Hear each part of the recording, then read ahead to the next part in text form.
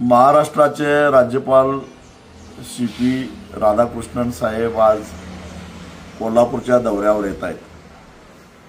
त्याचबरोबर केंद्रीय गृहमंत्री आणि सहकार मंत्री नामदार अमित शाह साहेब सुद्धा कोल्हापूरच्या दौऱ्यावर आहेत। अनेक केंद्रातले आणि राज्यातले मंत्री आज कोल्हापूरच्या दौऱ्यात आहेत। महापुरामध्ये झालेलं नुकसान आणि ऊस उत्पादक शेतकऱ्यांना सन 22-23 या वर्षामध्ये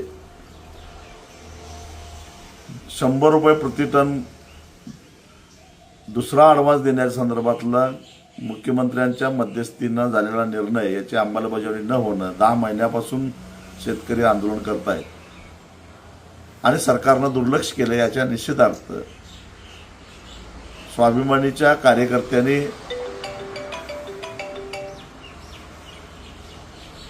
या सगळ्या नेत्यांचं स्वागत काळी निशाणं दाखवून करायचं ठरवलेलं आहे।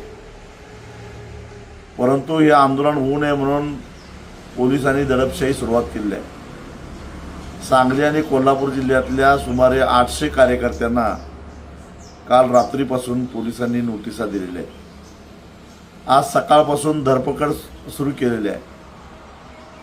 कोल्हापूरचे जिल्हाध्यक्ष वैभव कांबळे यांना पोलिसांनी ताब्यात घेतलेलं आहे। अनेकांना अशा पद्धतीने ताब्यात घेतलेलं आहे।